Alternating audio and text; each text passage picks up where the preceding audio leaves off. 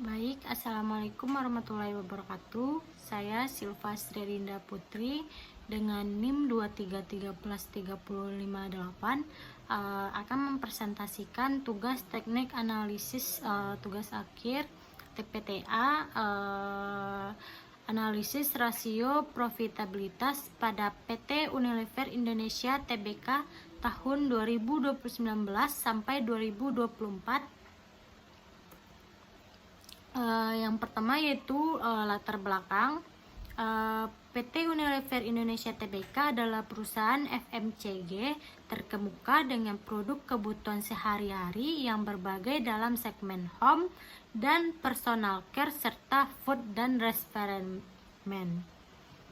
Pada periode 2019 sampai 2024, perusahaan menghadapi perubahan signifikan terhadap seperti pandemi COVID 2019, inflasi komoditas, perubahan perilaku konsumen, dan persaingan industri yang semakin ketat. Kondisi ini berdampak pada struktur biaya penjualan dan efisiensi operasional perusahaan. Analisis profitabilitas dilakukan untuk menilai kemampuan perusahaan menghasilkan laba dan memahami bagaimana Unilever beradaptasi terhadap dinamika pasar selama periode tersebut. Selanjutnya yaitu ada rumusan masalah. Yang pertama, bagaimana perkembangan rasio profitabilitas Unilever Indonesia tahun 2019 sampai 2024. Kedua yaitu faktor apa saja yang mempengaruhi perubahan rasio profitabilitas. Yang ketiga, bagaimana kondisi internal dan eksternal mempengaruhi kinerja profitabilitas. Yang terakhir, apa implikasi perubahan profitabilitas terhadap strategi perusahaan. Selanjutnya yaitu tujuan penelitian. Yang pertama, menghitung dan menganalisis perubahan rasio profitabilitas seperti GPM, NPM, ROA, dan ROE. Selanjutnya yaitu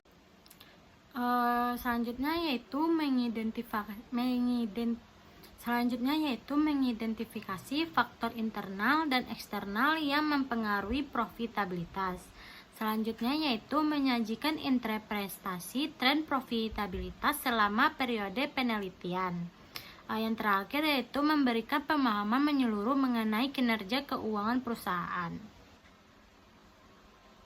Selanjutnya yaitu manfaat penelitian. Menurut teoritis, untuk teoritis yaitu pertama menambah literatur mengenai analisis rasio profitabilitas sektor FMCG. Yang kedua, memberikan wawasan tentang dampak pandemi, inflasi, dan kondisi eksternal terhadap kinerja keuangan. Dan manfaat untuk praktis yaitu bagi manajemen sebagai dasar evaluasi efisien strategi harga dan struktur biaya. Untuk bagi investor yaitu sebagai informasi untuk menilai kesehatan keuangan perusahaan. Bagi akademis yaitu contoh analisis keuangan komprehensif. Yang terakhir yaitu bagi penulis dan peneliti selanjutnya. Yang pertama, menambah pengalaman dalam analisis laporan keuangan. Yang kedua, menjadi referensi penelitian terkait profitabilitas dan kinerja perusahaan. Selanjutnya yaitu gambaran umum perusahaan. Unilever Indonesia memiliki dua segmen utama yaitu home dan personal care dan food dan refreshment dengan portofolio produk yang kuat dan sudah melekat di masyarakat. Perusahaan didukung oleh jaringan distribusi luas mencakup retail modern, pasar tradisional, hingga e-commerce. Keberhasilan ini didukung inovasi produk, strategi pemasaran agresif, serta adaptasi terhadap perubahan perilaku konsumen dengan kapasitas produksi besar dan rantai pasok yang kuat. Unilever terus mempertahankan posisinya sebagai pemimpin pasar FMCG di Indonesia. Berikut adalah data keuangan PT Unilever Indonesia Tbk pada tahun 2019 sampai 2024. Di sini ada tahun, penjualan, laba bruto, laba bersih, total aset, dan ekuitas. Selanjutnya yaitu analisis rasio profitabilitas. Hasil perhitungan menunjukkan GPM, NPM, dan ROA mengalami tren penurunan signifikan sepanjang periode 2019 sampai 2024. Penurunan GPM menunjukkan efisiensi produk melemah, sedangkan NPM turun karena beban operasional dan pemasaran meningkat. ROA menurun akibat rendahnya efektivitas pemanfaatan aset. Sementara itu, ROA meningkat namun bukan karena peningkatan laba, melainkan karena penurunan ekuitas yang signifikan akibat kebijakan dividen. Ini menyebabkan angka ROA tampak tinggi tetapi tidak mencerminkan perbaikan kinerja keuangan. Selanjutnya yaitu analisis tren profitabilitas.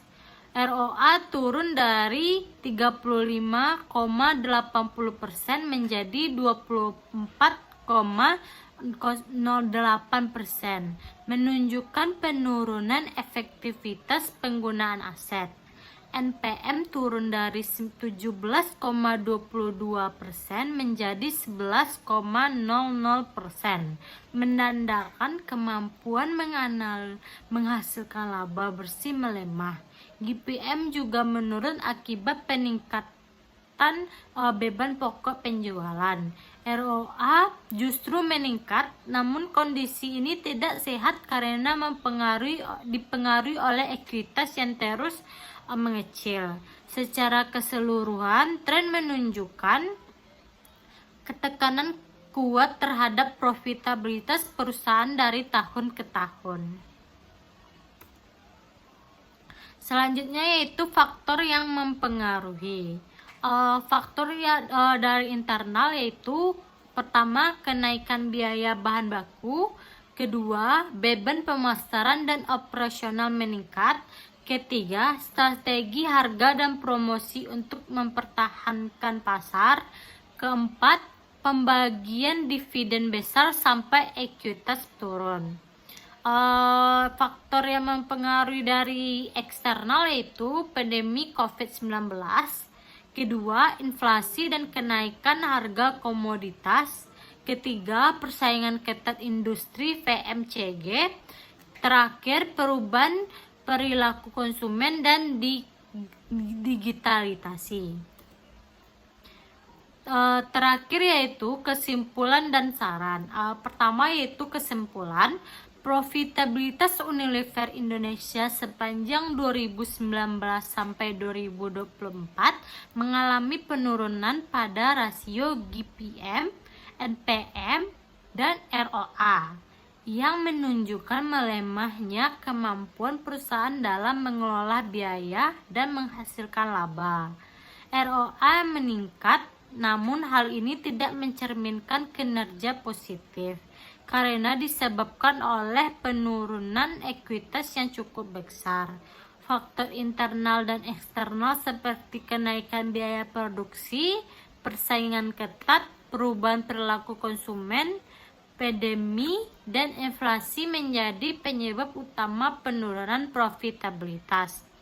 Secara keseluruhan, tren profitabilitas menunjukkan kondisi yang kurang stabil dan menuntut strategi peningkatan efisiensi serta inovasi yang lebih kuat.